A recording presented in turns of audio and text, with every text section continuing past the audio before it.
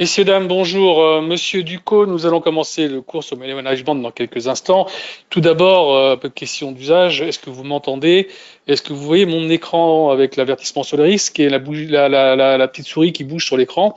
Vous avez un chat sur le côté en haut à droite de votre écran avec un trait rouge, une flèche rouge qui vous permet d'y accéder. Juste me dire que tout est OK au niveau du son et de l'image, ça m'arrangerait pas mal. Samir, merci de ton retour assez vif. Donc, on va commencer dans une petite poignée de secondes. On va laisser le temps aux retardataires, si ils sont pas partis en vacances, de pouvoir assister au cours. On reprend ça dans quelques secondes. À tout de suite. Alors, on va commencer le cours sur le management. Samir, puisque tu as répondu en premier, est-ce qu'il y a un produit sur lequel tu veux qu'on travaille? On peut travailler sur un indice, sur le gold, dis-moi. S'il y a un truc qui te fait plaisir, l'euro-dollar, on peut garder le SPX 500, c'est pas mal aussi. Voilà, on va garder ça, allez. On va regarder SPX 500, surtout ça bouge pas mal aujourd'hui avec les chiffres qui sont tombés il y a 2 secondes. Il y a 2 secondes, il y a une petite heure, qui a montré avec l'indice PCE que l'inflation, qui était attendue, l'inflation des ménages était attendue à 3,4, est sortie à 3,7, et donc évidemment ça baisse pas. Donc tout de suite réaction des marchés, le Nasdaq à la baisse, déjà qu'hier il était un petit peu chahuté avec nos amis de Meta qui ont mis un petit avertissement sur les résultats par rapport aux perspectives qui avaient lieu sur l'IA. Donc voilà, on sent quand même que c'est quand même assez tendu. Donc on y va, on va regarder ça. Donc dans ces marchés-là, raison de plus encore pour garder, j'ai envie de dire, la tête sur les épaules et essayer de faire un bon money management. Alors c'est quoi le money management? Money management, en fait, c'est simple. C'est pas très compliqué. C'est comment gérer son capital par rapport au risque des marchés. Donc, on a mis en place, quand je dis on, c'est pas moi, hein, ce sont des financiers. On dit voilà, quand on prend des positions sur le marché, on doit essayer de limiter son exposition en termes de risque. Et par rapport à ça, ils ont mis des pourcentages, un pourcentage acceptable par rapport au capital que l'on a. Je vais prendre un exemple tout simple, un exemple un peu tout bête, hein, qui parle à tout le monde, même à moi. Hein. C'est-à-dire que nous rentrons par exemple au casino avec une somme de 10 000 euros en poche. On va directement sur la roulette. Arrivé à la roulette, on dit tiens, allez, on va tout mettre sur le rouge. Si j'ai de la chance, ça sort, tant mieux, j'ai gagné. Mais si j'ai pas de chance, j'ai tout perdu. Et ça, c'est tout bonnement un très mauvais money management. On a mis tous ses œufs dans le même panier en espérant qu'on allait faire le jackpot. Et malheureusement, ça ne s'est pas passé. Donc, c'est exactement toute proportion gardée, parce qu'il y a d'autres, évidemment, dans le trading et dans la finance, il y a d'autres éléments qui rentrent en ligne de compte. Donc, ça, c'était pour donner un petit peu l'image. Maintenant, gardons toujours cette histoire on a, on va dire, 10 000 euros sur son compte. OK, sur les marchés, on a envie de prendre une position.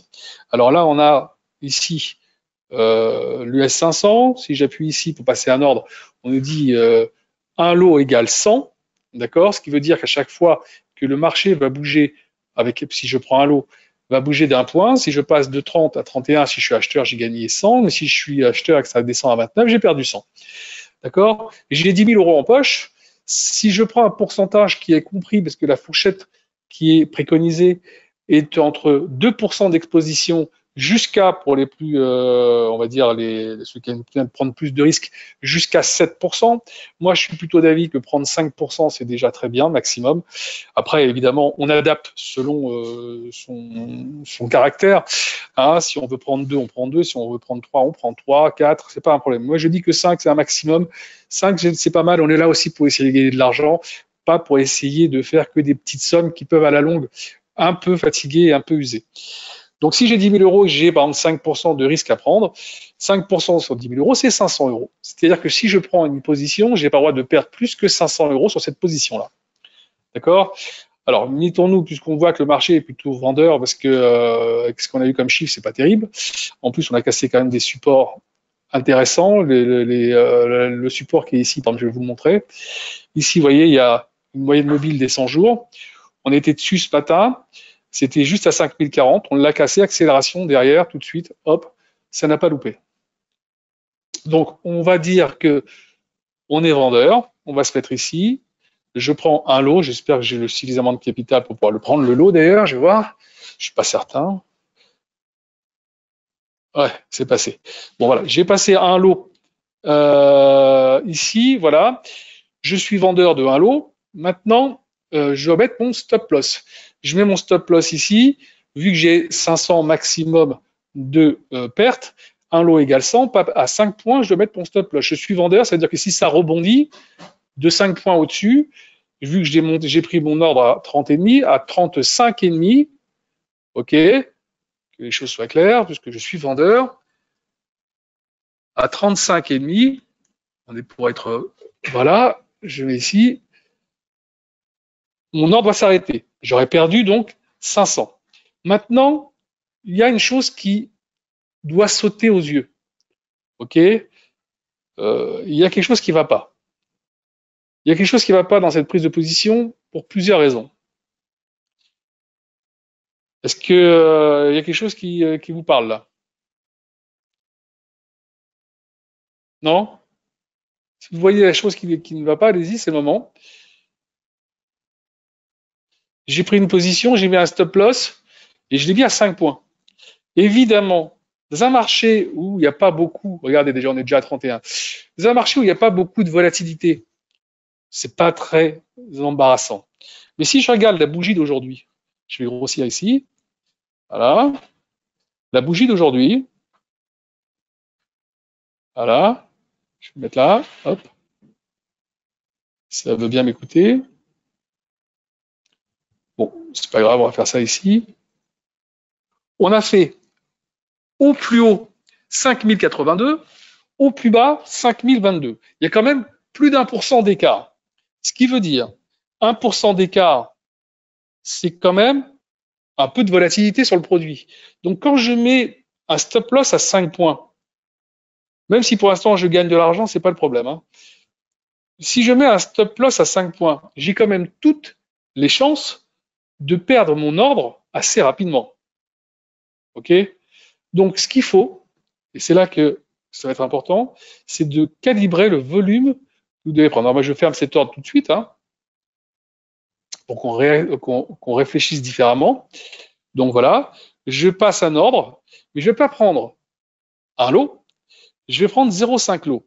Donc là maintenant, je passe un ordre de 0,5 lot, ce qui va me permettre, quand je vais mettre mon stop loss, de plus mettre mon stop loss à 5 points, mais pouvoir mettre mon stop loss à 10 points, pour toujours le risque que j'ai pris de 500 euros. Donc si je mets à 10 points, je l'ai pris à 30, bah, je peux mettre ici à 40. Donc là déjà, je reviens en plus, est-ce que c'est intéressant?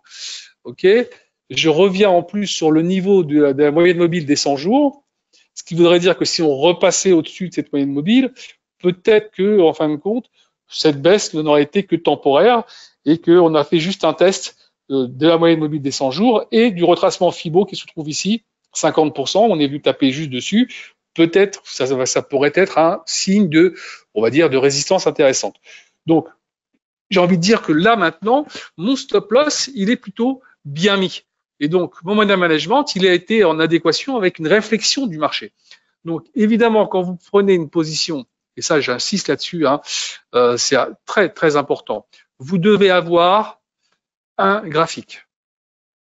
D'accord? Si vous ne savez pas faire le graphique par vous-même, je rappelle que je donne un cours le mardi sur les outils d'analyse technique qui vous permettront de pouvoir mettre en place un graphique qui tienne la route et qui vous permette de pouvoir prendre des décisions avec des éléments graphiques.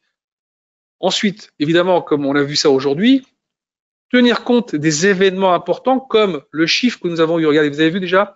Regardez, je suis ici à 175 points. Regardez un peu si j'avais laissé juste, tout à l'heure mon stop loss avec un lot, j'étais quasiment sorti. Vous voyez? Voilà, sorti. Là maintenant, il peut encore revenir. Je suis encore dans la course. Vous voyez? Je suis encore dans la course et j'aurais perdu 500 euros en ayant peut-être raison dans les minutes qui vont arriver derrière. Et ça, ce serait un peu dommage. Ensuite, si j'ai envie de prendre un peu plus de sécurité, évidemment, je ne prendrai pas 0,5, je prendrai 0,25, ça me permettra de mettre encore plus loin. Donc, ce qu'il vous faut, c'est d'abord un bon graphique, regardez la volatilité du produit sur lequel vous travaillez, que ce soit aujourd'hui l'indice US 500, ça peut être demain le gold, ça peut être l'euro-dollar. Regardez un peu la variation qui se passe sur le produit avant de prendre des positions. Regardez si le produit est très sensible. S'il est très sensible, faites attention de bien calibrer votre stop loss, de bien calibrer votre volume, et comme ça, vous êtes dans toute sécurité. Mais avant tout, avoir le graphique pour savoir est-ce que c'est le moment ou pas de prendre une position soit à l'achat, soit à la vente. Ça, c'est primordial. D'accord? Donc, je vais vous montrer quelque chose qui va certainement beaucoup vous aider. Regardez. C'est un petit pricer. Voilà. Alors ici, vous avez quelques valeurs du Forex. Bon, comme c'est à peu près toutes les mêmes en termes de calibrage, j'ai mis que quelques-unes ici, mais voilà, à part quelques, on va dire quelques valeurs qui sont un peu exotiques, toutes les autres, c'est un peu le même calibrage. Donc, on pourrait les pricer ici. Ici, vous avez l'US 500 et des CAC qui sont sur la même base, le Gold ici, le Platine, le DAX et le Dow Jones qui sont sur les mêmes bases, le Nasdaq et les actions. Donc, on était ici sur l'US 500. On a dit qu'on était plutôt à la vente. On était à 5030, ok. Et on avait mis ici un stop loss à 5040. Ok, on avait pris ici 0,50. Regardez ici l'exposition. Tout de suite, moins 500. Je suis donc avec mon capital de 10 000 au départ. Je suis bien dans les moins 500. Si j'avais pris par exemple 0,25 ici, 0,25, vous allez calibrer après par rapport à ce que vous voulez. Ça sera 0,10, 0,05 ou ce que vous voulez. C'est pas un problème. Vous allez après regarder. Vous faites comme ça, hop, vous voyez, vous êtes à 250. Ce qui veut dire qu'ici, mon stop loss qui est là, je pourrais le passer à 5000. Ah, j'ai peut-être mis un petit zéro de trop là. Voilà. Voilà. Vous voyez, avec 0,25, je mets mon stop loss à 20 points. Ça laisse encore plus de latitude par rapport au marché. Et je peux, comme ça, avec ce petit pricer, pouvoir mettre un stop loss à une distance raisonnable en calculant exactement l'exposition du trade que j'ai pris, et vous allez travailler en toute sécurité avec ce petit logiciel si vous le voulez. Alors facile, hein, je vais vous envoyer un petit mail là tout de suite en message chat. Je vous donne mon mail, f.duco@avafred.com. Vous m'envoyez un petit mail juste après le cours et je vous envoie ce pricer qui vous permettra de pouvoir l'utiliser dans un premier temps pour pouvoir travailler dans les meilleures conditions. Alors faites attention à une chose, si je l'ai marqué un donné du produit, ne pas modifier. J'ai pas sauvegardé la matrice ici, donc vous touchez à rien sur ce qui est ici en vert. Ok, vous mettez votre prix de rentrée, c'est à la vente, ou votre prix d'entrée, c'est à l'achat. Vous mettez votre volume et vous avez votre exposition. Alors encore une fois, vous pouvez faire par tâtonnement. Imaginons ici que c'est vous mettez 0,10, ok. Vous choisissez ici, je sais pas moi, 5025, 25 par exemple. Si je mets le 0, ça serait pas mal aussi. Allez, si je fais ça tout de suite, 250, hop. Vous avez la possibilité ici maintenant de mettre 5000, allez, 75. Attendez, parce que là, avec le truc, on va voir ce que ça donne. Vous voyez, hop, 5075, moins 500. Donc, j'ai pu mettre mon stop loss en mettant 0,10. J'ai mis mon stop loss à 50 points. Vous voyez, ça va vous aider pas mal. Donc, pour résumer, bon, juste après, je vous l'enverrai à tous ceux qui le veulent. Pour résumer, ce qu'il vous faut dans le money management, c'est d'abord, primo, définir un graphique. D'accord? Avoir un outil graphique qui tienne la route. Si vous n'y arrivez pas dans un premier temps, faites-vous aider, c'est important, par votre responsable de compte. Alors si c'est moi, je reviendrai vers vous, il n'y a pas de problème. Si c'est une autre personne, ça peut Stéphane ou Michel, bah, vous demandez à Stéphane ou à Michel de vous aider un petit peu à ça. Mais sinon, venez au cours mardi et on verra tout ça ensemble, il n'y a pas de problème. Ça prend une demi-heure au maximum le cours. Vous apprenez les bases, vous avez les trucs. En plus, c'est revisionnable après derrière, donc c'est intéressant. Et au fur et à mesure, vous allez parfaire vos connaissances pour pouvoir bien maîtriser les outils. Et ce que vous allez apprendre en plus sur les outils d'analyse technique, c'est applicable sur tous les produits. C'est pas quelque chose de spécifique à un produit. C'est le même raisonnement qu'on tient, quel que soit le produit sur lequel on travaille. Donc, une fois que vous avez mis ça en place, regardez la volatilité du produit en vous mettant, on va fermer ça, comme ça vous allez voir, on ferme ça. Alors, autre chose, si vous pensez que vous vous êtes trompé, c'est pas parce que vous avez 500 d'exposition maximum qu'il faut aller aux 500.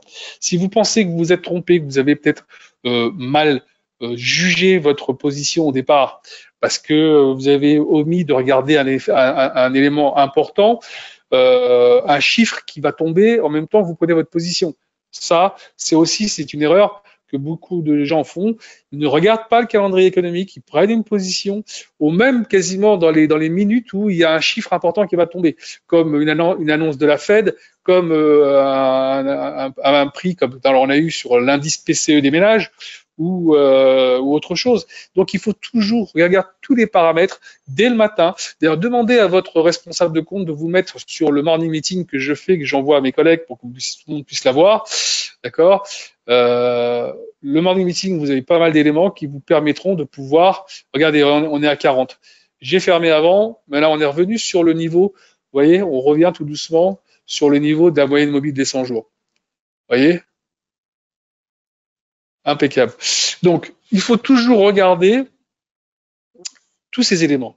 Là, le graphique, la volatilité du produit. Et une fois que vous avez mis ça, vous choisissez le volume adéquat à votre capital. OK. Prendre une décision à l'achat, à la vente. Et hop, derrière, avec ça, si vous tenez vraiment tout ce qu'on vient de dire et vous mettez ça en place, vous allez beaucoup moins prendre de risques sur votre capital et vous allez éviter les accidents. C'est ça qu'on veut, c'est pour ça qu'on met ça en place, parce qu'on ne veut pas voir nos traders qui viennent chez nous venir se casser la figure sur les marchés. C'est trop facile de se casser la figure, il y a des risques, il faut comprendre. Donc, on est là pour vous accompagner, c'est notre boulot, on est là pour répondre à vos questions. Donc, n'hésitez pas, vous ne embêtez pas votre chargé de compte si vous l'appelez, vous lui posez des questions sur comment travailler, il est là pour ça. D'accord? Vous lui demandez des précisions. Les cours qu'on met en place, c'est pour vous. Vous avez la possibilité, encore une fois, de les revoir sur la page YouTube Avatrade. Donc, n'hésitez pas d'aller jeter un œil sur les cours qui ont été diffusés. OK? Et puis avec ça, je pense que vous allez vous en sortir haut la main. J'attends vos mails si vous voulez avoir le petit pricer. OK? Pas de questions en particulier pour l'instant? S'il y a des questions, c'est le moment, allez-y. Voilà, ça, voilà. Bah, quand on a 1200 sur son compte, qu'on perd par exemple 700, c'est interdit. C'est interdit. 1200, maximum, c'est 60 euros. Maximum de perte, c'est 60 euros sur un trade. Voilà. Et on doit prendre une position. Alors, on ne prendra pas du 1 lot, évidemment, on ne prendra pas même du 0,5, même du 0,25, on prendra peut-être du 0,05, mais quelque chose qui soit adéquat, OK, par rapport au capital que j'ai. Ça, c'est une discipline. Il faut vraiment vous mettre ça en tête, garder cette discipline. On fait tous des erreurs, hein, on fait tous les mêmes erreurs hein, au départ, et c'est bien pour ça qu'on est là pour vous accompagner, c'est pour éviter de les répéter. Donc voilà, vous mettez des garde-fous, et avec ça, on va être au top. Bon, j'espère que j'ai été clair sur le tout. Alors quoi? On fait toutes les erreurs possibles, on ne verra plus ça. Eh bien, très bien, c'est très bien, c'est ça qu'il faut. C'est bien pour ça qu'on fait ces trucs-là, ces petits webinaires, c'est pour justement garder toujours la tête froide et mettre des stop-loss pour pouvoir protéger son capital. Mais d'ailleurs, avant tout, une réflexion en amont sur les positions qu'on prend. Ça, c'est le primordial. Samir, merci de ton intervention, tu as été très bien et écoute, à très vite sur les prochains webinaires. À bientôt.